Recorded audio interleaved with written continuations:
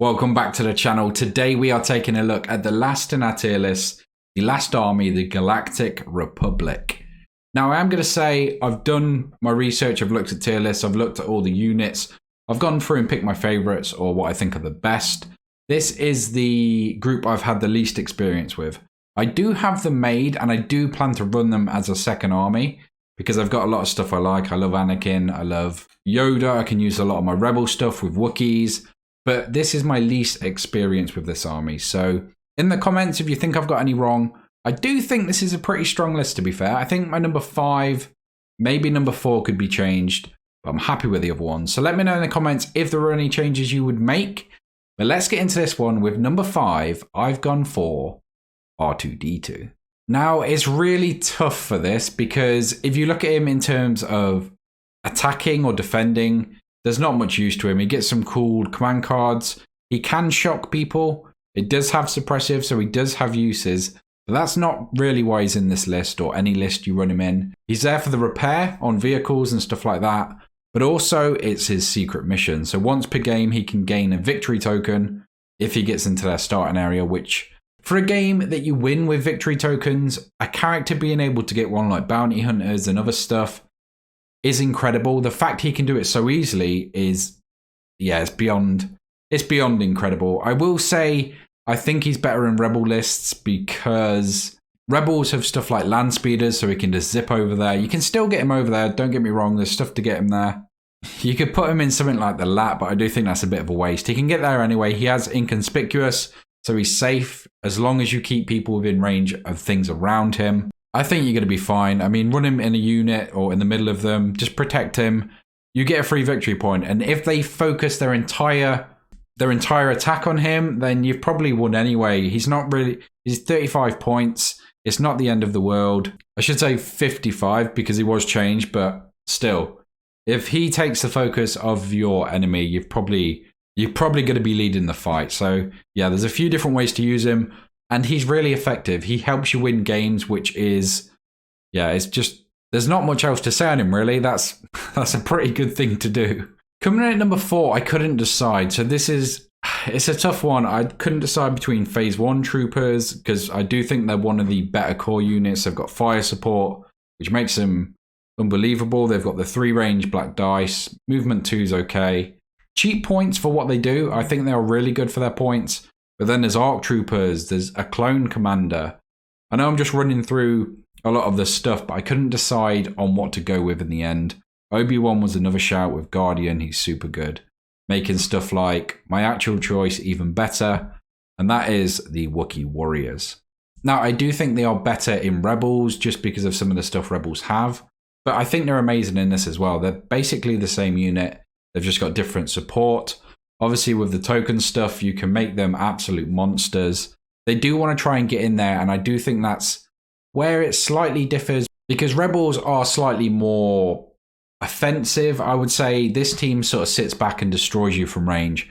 Then if you get up close, you've got stuff like the Wookiee Warriors and somebody else in this list later. I'm not going to spoil it, though. But yeah, Wookiee Warriors, easy to love. I would say the 69-point ones are far superior. They get the black and white dice, only 2 range, but you're not really going to be ranging with these guys. You're going to get up close with the 2 black dice, and then you add stuff like the Shield Warrior, or you can add some more range like a Bowcaster to give you a little bit of range. They've got Charge, they've got Duelist, they've got Indomitable, they've got Scale, they've got a ton of different stuff. 3 health each makes them an absolute monster to take down. I would say if you ever run these though, make sure you take the extra character, because with just 3 in at their bare basics, I don't think they're that impressive. Simply for the reason that they're going to get shot up, they're going to get destroyed before they get into combat, which is where they're really effective. Depending on the map, you might be able to hide them and move up close and slowly get to your opponent. In general, it's going to be difficult, and it's something that's going to be focused. They are quite a lot of points at 70. Then once you add a extra character, they're more around 100, 110 with all the accessories. So they are risky. I would say if you're a new player, they're probably not one for you. They're a little more tactical, a little more niche, something that you need to really work at getting over to your opponent. You can't just throw them forward. Even with all of their health, they will get torn up. But I do think they are also one of the best units if they can do what they need to do So it's a coin toss for me. That's why it's number 4 in this list. Before we get into the next one, this video is sponsored by the Magnet Baron. Now, if you're looking for any magnet solutions when it comes to Star Wars Legion or Warhammer, other stuff like that, stuff like changeable hands or maybe changeable characters on bases that you want to use magnets rather than stick them down, the Magnet Baron is the place for you. I'll have a link in the description, which is an affiliate link. So use that if you're looking to grab any stuff, and I appreciate any support from you guys and also the Magnet Baron himself. But let's get back to the video. Coming at number 3, I've gone for the Saber Fighter tank. Now, this thing is an absolute monster. I think in these lists, normally with Padme and other token manipulation stuff, throw them all onto this thing, get standbys on it. It's just going to be firing away. It doesn't seem right, honestly. It's such a nasty combination, but it is so effective. There's no one playing this that is just going to be like, well, that's too powerful, I'm not going to play that. And for that reason, it's one of the best units in this army. For 170 points, you've got the built-in gun, which is 1 to 4 with critical impact. For 170 points, you have 9 health on this thing. You've got armor, so anything that's not a crit is getting knocked away.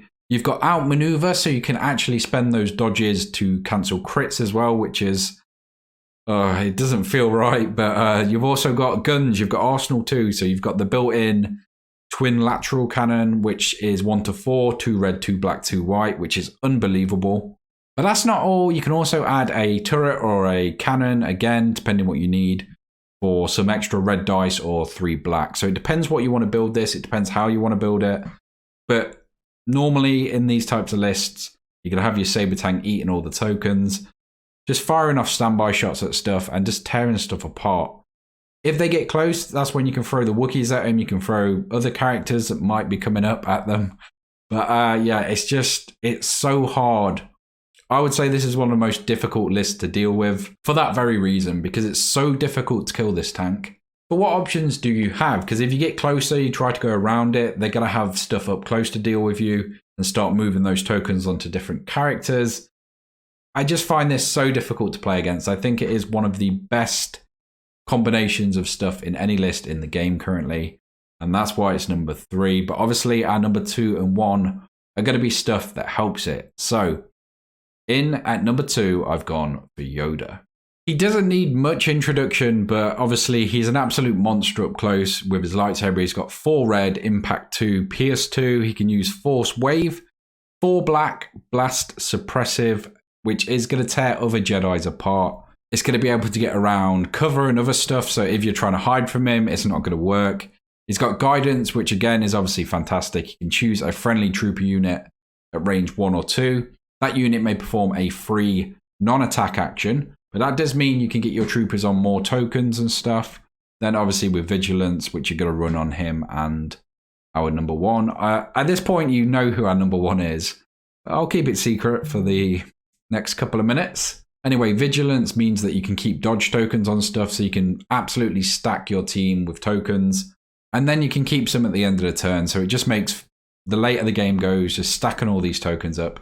This can get really nasty, and I think Yoda is a much better choice than the Wookiee warriors, just for protecting the team and sort of hiding behind the tank and taking out characters that get too close. Obviously, he is 200 points, but he's got 3 Force powers as well. He's got Master of the Force 2. So he's going to be doing a lot of stuff. He's going to be doing a lot of support, a lot of attacking. He can do pretty much everything, and I think he warrants those points. Also, he has a lot of really good cards. So I would say even if you don't play Republic, even if you aren't going to use the Yoda, he's worth picking up just for the cards he has. I think he comes with Protector and Burst of Speed and some other stuff. So I would say he is number 1 if you're looking at stuff you need to buy for Star Wars Legion or Republic. But in general, I think he's number 2. He could be number 1. But when you see what number 1 is, I think we will all agree. Our number 1 is obviously, everyone's already guessed it. It is the AT-AT.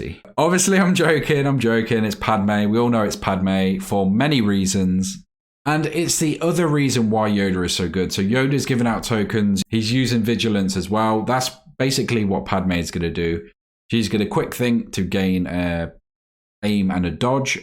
She's then going to use authoritative to hand those out to people. So that's where she becomes really nasty. Basically, she's going to try and set up somewhere. She's going to stay out of shot. She's going to hide behind something, probably the tank or some scenery or anything nearby, and just dish those tokens out. That basically means other friendly units within 1 and 2 can use her tokens. So with quick thinking, she can gain tokens quickly. Vigilance, she can keep them on. So they can just keep building them up from the start. The later you engage this army, the worse off you are going to be. And that's what makes it so difficult. They can just keep building up tokens. They can just sit there. They can protect themselves very easily while shooting at you with stuff like the Saber Tank or just some Phase 1 clone troopers. It's an absolute nightmare to face this list, and Padme is the main reason. Little mix-up of keywords there. It's the Exemplar, which lets you use her green tokens. Authoritative is when you would be issued an order, you may issue an order to a friendly unit at range 1, 2 instead. So good. So good. I do think she's probably the best unit in the game at the minute. I'm trying to think what else there is, but nothing has as big an impact or anywhere near as big an impact as Padme does. You've got to think, she literally supports the whole team. She makes your whole team better. And she does it relatively safely. Like, she can hide behind stuff. She doesn't have to see the characters that use them. They've just got to be within range. She's the linchpin of the Republic list. So I do think if they did change her, they would probably really nerf the current lists for Republic. So it's a difficult one because I do think they need something like this. So yeah, it's really hard to say. I do think she's good. I think she's probably slightly overpowered. She's an absolute monster. I love the character. I love the Republic list. And it's probably something eventually I will play myself. So I don't want to slag it off too much. But that is my tier list for the Galactic Republic. Let me know in the comments any you think I got wrong, which is probably a few. If you've made it to this point in the video, thank you so much for watching, and I will catch you in the next one.